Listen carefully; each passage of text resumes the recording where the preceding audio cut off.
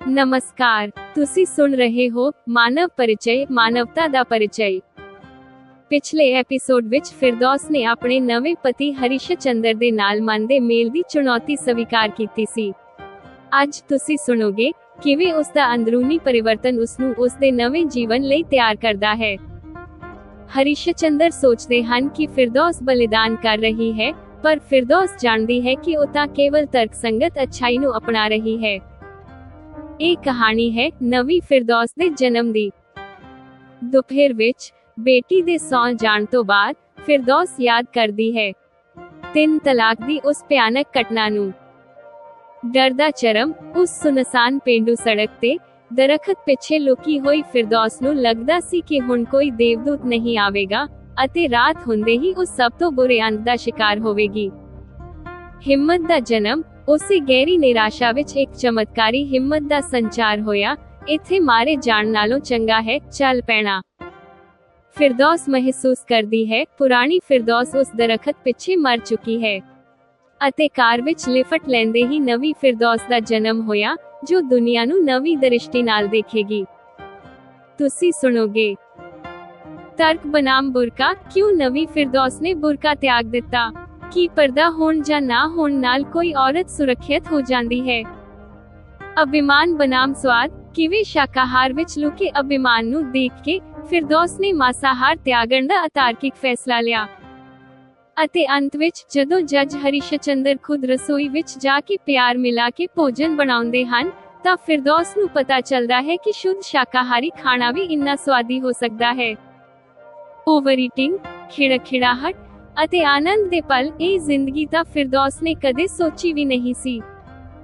ਕੀ ਹਰੀਸ਼ ਚੰਦਰ ਦਾ ਨਿਸ਼ਚਲ ਪ੍ਰੇਮ ਅਤੇ ਫਿਰਦੌਸ ਦਾ ਤਾਰਕਿਕ ਤਿਆਗ ਉਹਨਾਂ ਨੂੰ ਸੱਚੇ ਮਨ ਦੇ ਮੇਲ ਤੱਕ ਲੈ ਜਾਵੇਗਾ? ਮੇਰੇ ਨਾਲ ਰਹੋ ਮਾਨਵ ਪਰਿਚੈ ਵਿੱਚ। ਤੁਸੀਂ ਸੁਣੋਗੇ ਐਪੀਸੋਡ 4, ਪੁਰਾਣੇ ਡਰ, ਨਵੀਂ ਦ੍ਰਿਸ਼ਟੀ। ਇਹਨਾਂ ਦਿਨਾਂ ਵਿੱਚ ਹਰੀਸ਼ ਚੰਦਰ ਸੋਚਣ ਲੱਗੇ ਹਨ ਕਿ ਫਿਰਦੌਸ ਉਹਨਾਂ ਨਾਲ ਹੋਏ ਵੱਖਰੇ ਸੰਪਰਦਾਇ ਦੇ ਵਿਆਹ ਨੂੰ ਨਿਭਾਉਣ ਲਈ ਵੱਡੇ ਬਲੀਦਾਨ ਕਰ ਰਹੀ ਹੈ, ਜਦਕਿ ਫਿਰਦੌਸ ਦੇ ਪ੍ਰਤੱਖ ਵਿੱਚ ਬਦਲੇ ਲੱਗ ਰਹੇ ਵਿਵਹਾਰ ਦਾ ਕਾਰਨ ਕੁਝ ਹੋਰ ਹੀ ਹੈ। ਫਿਰਦੌਸ ਨੇ ਇਸ ਰਹੱਸ ਨੂੰ ਪਤੀ ਹਰੀਸ਼ ਚੰਦਰ ਦੇ ਸਾਹਮਣੇ ਖੋਲਣ ਵਿੱਚ ਕੋਈ ਅਧੀਰਤਾ ਨਹੀਂ ਦਿਖਾਈ।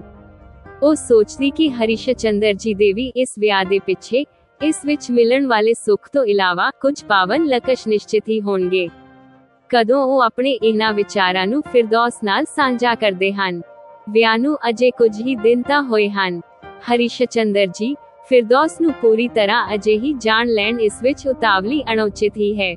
ਫਿਰਦੌਸ ਸੋਚਦੀ ਕਿ ਉਮਰ ਭਰ ਦਾ ਸਾਥ ਨਿਕਲ ਜਾਂਦਾ ਹੈ, ਤਦ ਵੀ ਆਮ ਤੌਰ ਤੇ ਪਤੀ ਪਤਨੀ ਦੇ ਵਿੱਚ ਕੁਝ ਰਹੱਸ, ਉਹਨਾਂ ਦੇ ਕੁਝ ਵਿਚਾਰ ਜਾਂ ਆਪਸੀ ਸੁਖਦ ਸਾਥ ਲਈ ਕੀਤੇ ਗਏ ਬਲੀਦਾਨ ਤੋਂ ਪਤੀ ਪਤਨੀ ਅਣਜਾਣ ਹੀ ਰਹਿ ਜਾਂਦੇ ਹਨ।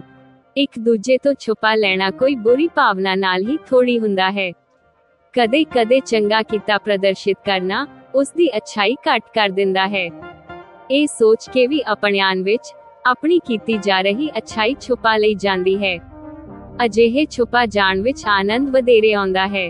ਇਹ ਤੱਥ ਵੀ ਫਿਰਦੌਸ ਜਾਣਦੀ ਹੈ ਕਿ ਪਤੀ ਅਤੇ ਪਤਨੀ ਕੁਝ ਸਮੇਂ ਦੇ ਸਾਥ ਵਿੱਚ ਹੀ ਦੂਜੇ ਦੀ ਬਿਨਾਂ ਦੱਸੇ ਕੀਤੀ ਜਾ ਰਹੀ ਬੁਰਾਈ ਅੱਛਾਈ ਆਪਸ ਵਿੱਚ ਅਨੁਭਵ ਕਰ ਲੈਣ ਦੀ ਸਮਝ ਪ੍ਰਾਪਤ ਕਰ ਲੈਂਦੇ ਹਨ। ਆਪਣੇ ਨਵੇਂ ਸਾਥ, ਨਵੇਂ ਘਰ ਵਿੱਚ ਫਿਰਦੌਸ ਦਾ ਜੀਵਨ ਚੱਲ ਪਿਆ ਹੈ। ਤਦ ਇੱਕ ਦਿਨ ਕੋਰਟ ਵਿੱਚ ਫਿਰਦੌਸ ਦਾ ਕੋਈ ਵੀ ਕੇਸ ਸੁਣਵਾਈ ਵਿੱਚ ਨਹੀਂ ਲੱਗਾ। ਉਸ ਦਿਨ ਉਸਨੇ ਕੋਰਟ ਜਾਣ ਦੀ ਜਗ੍ਹਾ ਘਰ ਵਿੱਚ ਆਰਾਮ ਦੇ ਵਿਚਾਰ ਨੂੰ ਵਰੀਅਤਾ ਦਿੱਤੀ। ਦੁਪਹਿਰ ਤੱਕ ਬੇਟੀ ਸਕੂਲ ਤੋਂ ਵਾਪਸ ਆ ਗਈ। ਦੋਵਾਂ ਨੇ ਭੋਜਨ ਵੀ ਕਰ ਲਿਆ। ਬੇਟੀ, ਮਾਂ ਫਿਰਦੌਸ ਦੇ ਨਾਲ ਪ੍ਰਸੰਨਤਾ ਨਾਲ ਖੇਡ ਥੱਕ ਕੇ ਸੌਂ ਗਈ। ਤਦ ਬੇਟੀ ਦੇ ਬਗਲ ਵਿੱਚ ਬਿਸਤਰ ਤੇ ਲੇਟੇ ਫਿਰਦੌਸ ਪਿਛਲੇ ਕੁਝ ਦਿਨਾਂ ਦੇ ਬੀਤੇ ਘਟਨਾਕ੍ਰਮ ਦਾ ਸਿਮਰਨ ਕਰਦੇ ਹੋਏ ਉਸ ਵਿੱਚ ਡੁੱਬ ਗਈ। ਕੁਝ ਹੀ ਮਹੀਨੇ ਦੇ ਸਮੇਂ ਵਿੱਚ ਉਸ ਨੂੰ ਆਪਣੀ ਜ਼ਿੰਦਗੀ ਵਿੱਚ ਅਤਿਅੰਤ ਵੱਡੇ ਪਰਿਵਰਤਨ ਆਏ ਪ੍ਰਤੀਤ ਹੋਏ। ਹੁਣ ਉਸ ਦਾ ਪਤੀ, ਉਸ ਦਾ ਸਹੁਰਾ ਘਰ, ਉਸ ਦਾ ਖਾਣ ਪੀਣ, ਉਸ ਦਾ ਪਹਿਰਾਵਾ ਸਭ ਬਦਲ ਗਿਆ ਹੈ ਅਤੇ ਤਾਂ ਹੋਰ ਉਸ ਨੂੰ ਆਪਣੀ ਧਾਰਮਿਕ ਆਸਥਾ ਵੀ ਬਦਲਦੀ ਪ੍ਰਤੀਤ ਹੋਣ ਲੱਗੀ ਹੈ। ਉਹ ਸੋਚਣ ਲੱਗੀ ਕਿ ਸ਼ਾਇਦ ਇਹ ਪਰਿਵਰਤਨ ਇੰਨੇ ਆਸਾਨ ਨਹੀਂ ਹੁੰਦੇ। ਜੇਕਰ ਨਾਸਿਰ ਨੇ ਉਸ ਨੂੰ 3 ਤਲਾਕ ਕਹੇ ਕਿ ਉਸ ਦਿਨ ਉਸ ਨੂੰ ਸੁਨਸਾਨ ਜਗ੍ਹਾ ਬਾਈਕ ਤੋਂ ਉਤਾਰ ਨਾ ਦਿੱਤਾ ਹੁੰਦਾ। ਉਸ ਘਟਨਾ ਦਾ ਸਿਮਰਨ ਫਿਰਦੌਸ ਅਜਿਹੇ ਕਰਨ ਲੱਗੀ ਜਿਵੇਂ ਉਹ ਉਸ ਤੇ ਹੁਣੇ ਹੀ ਬੀਤ ਰਹੀ ਹੈ। ਉਹ ਜਗ੍ਹਾ ਨਾਸਿਰ ਦੇ ਜਾਣ ਤੋਂ ਬਾਅਦ ਫਿਰਦੌਸ ਨੂੰ ਅਤਿਅੰਤ ਭਿਆਨਕ ਲੱਗ ਰਹੀ ਹੈ। ਡਰ ਕੇ ਉਹ ਇੱਕ ਦਰਖਤ ਦੇ ਪਿੱਛੇ ਛੁਪ ਕੇ ਬੈਠ ਗਈ ਹੈ। ਉਹ ਲੁਕੀ ਰਹਿੰਦੇ ਹੋਏ ਸੜਕ ਤੇ ਨਿਰੰਤਰ ਇਸ ਆਸ ਨਾਲ ਦ੍ਰਿਸ਼ਟੀ ਪਾ ਰਹੀ ਹੈ ਕਿ ਕੋਈ ਮਹਿਲਾ ਸੜਕ ਤੇ ਆਉਂਦੇ ਜਾਂਦੇ ਦਿਖੇ ਤਾਂ ਉਸ ਦੇ ਨਾਲ ਉਹ ਵੀਰਾਨ ਜਗ੍ਹਾ ਤੋਂ ਸੁਰੱਖਿਅਤ ਨਿਕਲੇ। ਤਦ ਪੇਂਡੂ ਸੜਕ ਹੋਣ ਨਾਲ ਉਸ ਤੇ ਕਦੇ ਕਦਾਈ ਹੀ ਕੋਈ ਰਾਗੀਰ ਜਾਂ ਵਾਹਨ ਨਿਕਲਦਾ ਦਿਖਾਈ ਪੈ ਰਿਹਾ ਹੈ।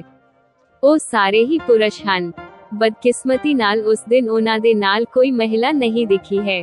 ਲਗਭਗ 2 ਘੰਟੇ ਦੀ ਇਸ ਯਾਤਨਾ ਦੇਣ ਵਾਲੀ ਉਡੀਕ ਵਿੱਚ ਉਸ ਦੇ ਨਕਾਰਾਤਮਕ ਵਿਚਾਰਾਂ ਨੇ ਉਸ ਨੂੰ ਅਤਿਅੰਤ ਭੈਭੀਤ ਕਰ ਦਿੱਤਾ। ਉਸ ਦੇ ਪੂਰਵ ਕਦੇ ਵੀ ਉਸ ਨੂੰ ਆਪਣੇ ਲੜਕੀ ਔਰਤ ਹੋਣ ਦਾ ਇੰਨਾ ਡਰ ਨਹੀਂ ਲੱਗਾ ਸੀ। ਮਨ ਤੇ ਨਕਾਰਾਤਮਕ ਵਿਚਾਰ ਹਾਵੀ ਹੋਣ ਨਾਲ ਉਸ ਤੇ ਗਹਿਰੀ ਨਿਰਾਸ਼ਾ ਛਾ ਗਈ। ਨਾਸਿਰ ਦੇ ਦੁਆਰਾ ਤਲਾਕ ਦੇ ਦਿੱਤੇ ਜਾਣ ਨਾਲ ਉਸ ਨੂੰ ਆਪਣਾ ਭਵਿੱਖ ਹਨੇਰੇ ਭਰਿਆ ਲੱਗ ਰਿਹਾ ਹੈ। ਇਸ ਨਾਲ ਸੁਨਸਾਨ ਜਗ੍ਹਾ ਤੇ ਬੀਤ ਰਿਹਾ ਹਰ ਪਲ ਉਸ ਨੂੰ ਯੁੱਗਾਂ ਜਿੰਨਾ ਲੰਬਾ ਲੱਗ ਰਿਹਾ ਹੈ। ਡਰ ਦੀ ਅਤਿਅਧਿਕਤਾ ਵਿੱਚ ਉਸ ਨੂੰ ਇੱਕ ਭਿਆਨਕ ਵਿਚਾਰ ਆ ਗਿਆ ਕਿ ਮਨੁੱਖੀ ਵੇਸ ਵਿੱਚ ਕੋਈ ਦੇਵਦੂਤ ਉਸ ਨੂੰ ਇੱਥੇ ਮਿਲ ਨਾ ਸਕੇਗਾ।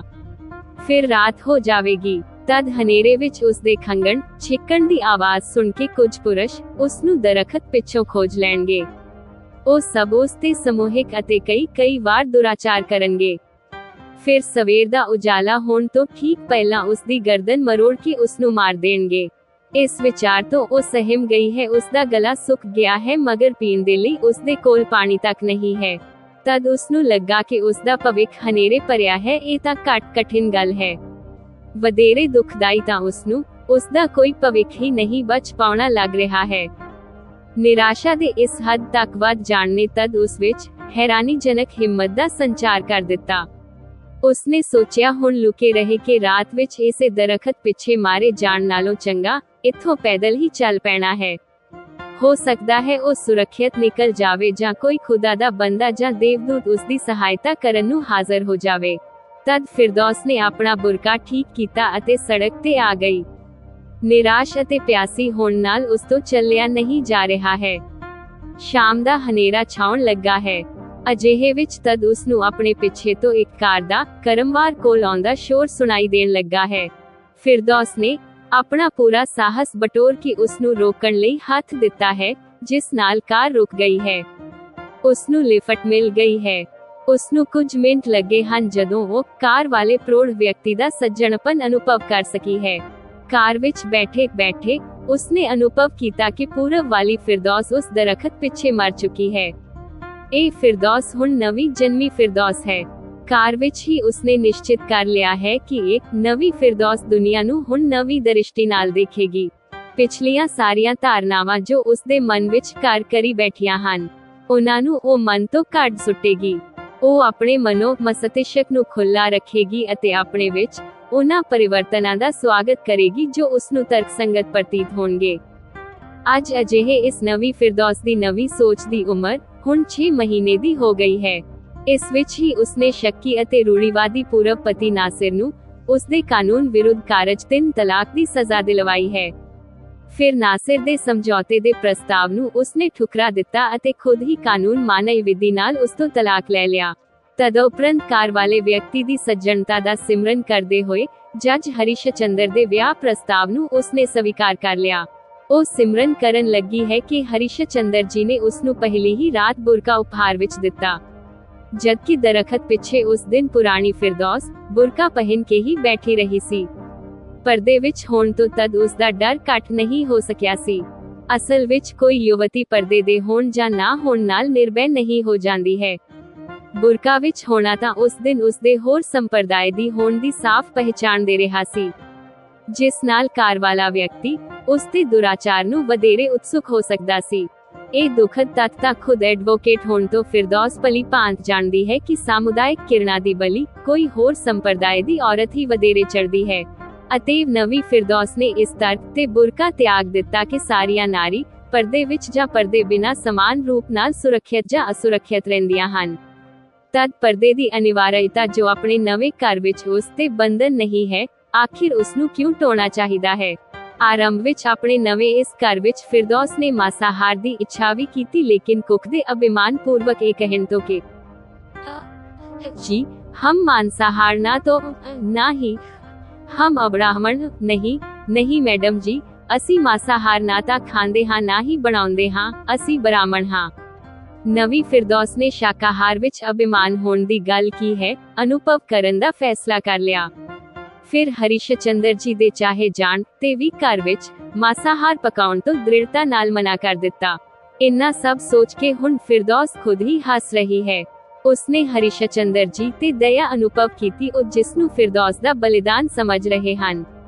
ਉਹ ਅਸਲ ਵਿੱਚ ਨਵੀਂ ਫਿਰਦੌਸ ਦੀ ਤਰਕਸੰਗਤ ਅੱਛੀਆਂ ਗੱਲਾਂ ਨੂੰ ਸਵੀਕਾਰ ਕਰਨ ਦਾ ਸੰਕਲਪ ਹੈ। ਫਿਰ ਫਿਰਦੌਸ ਨੂੰ ਨੀਂਦ ਆ ਗਈ। ਅਗਲੇ ਦਿਨ ਕੁੱਕ ਨੇ ਛੁੱਟੀ ਲਈ ਹੈ। ਸੰਯੋਗ ਨਾਲ ਉਸ ਦਿਨ ਐਤਵਾਰ ਦੀ ਛੁੱਟੀ ਵੀ ਹੈ। ਹਰੀਸ਼ ਚੰਦਰ ਜੀ ਨੇ ਫਿਰਦੌਸ ਤੋਂ ਕਿਹਾ, ਚਾਹ ਨਾਸ਼ਤਾ ਤੁਸੀਂ ਬਣਾਉਣਾ, ਅੱਜ ਲੰਚ ਮੈਂ ਬਣਾਵਾਂਗਾ। ਫਿਰਦੌਸ ਨੇ ਹੱਸ ਕੇ ਕਿਹਾ, ਜੀ ਤੁਹਾਡੇ ਦੁਆਰਾ ਬਣਾਇਆ ਖਾਣਾ ਕੁਝ ਗਿਣੇ ਚੁਣੇ ਲੋਕਾਂ ਦੇ ਭਾਗ ਵਿੱਚ ਹੀ ਹੁੰਦਾ ਹੋਵੇਗਾ। ਮੈਂ ਭਾਗਵਾਨ ਹਾਂ ਜਿਸ ਨੂੰ ਤੁਹਾਡਾ ਬਣਾਇਆ ਭੋਜਨ ਸੇਵਨ ਕਰਨ ਦਾ ਸੁੱਖ ਮਿਲੇਗਾ। ਦੁਪਹਿਰ ਤੱਕ ਹਰੀਸ਼ ਚੰਦਰ ਜੀ ਨੇ ਆਪਣੇ ਹੱਥਾਂ ਨਾਲ ਬਣਾਇਆ ਭੋਜਨ ਡਾਈਨਿੰਗ ਟੇਬਲ ਤੇ ਸਜਾ ਦਿੱਤਾ। ਫਿਰ ਬੇਟੀ ਫਿਰਦੌਸ ਸਹਿਤ ਖੁਦ ਉਹਨਾਂ ਨੇ ਨਾਲ ਹੀ ਭੋਜਨ ਆਰੰਭ ਕੀਤਾ। ਹਰੀਸ਼ ਚੰਦਰ ਨੇ ਪੂਰੀ, ਛੋਲੇ ਅਤੇ ਆਟੇ ਦਾ ਹਲਵਾ ਬਣਾਇਆ ਹੈ।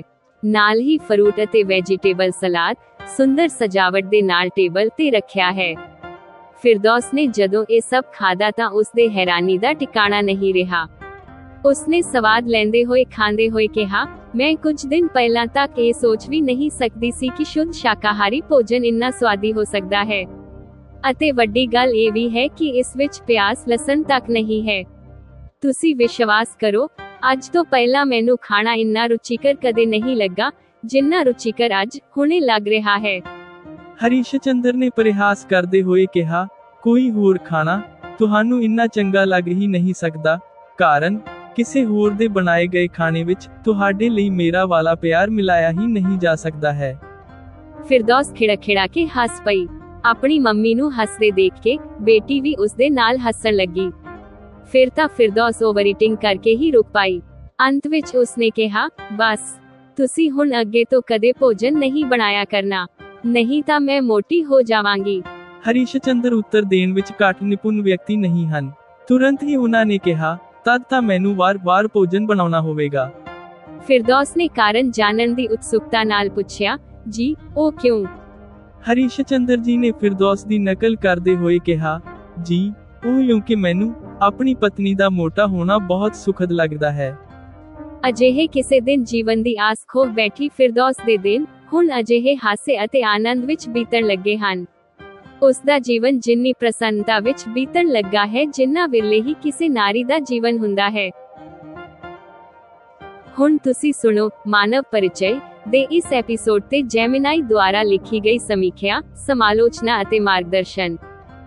ਇਹ ਐਪੀਸੋਡ ਫਿਰਦੌਸ ਦੇ ਮਾਨਸਿਕ ਵਿਕਾਸ, ਸਾਈਕੋਲੋਜੀਕਲ ਐਵੋਲਿਊਸ਼ਨ ਤੇ ਕੇਂਦਰਿਤ ਹੈ।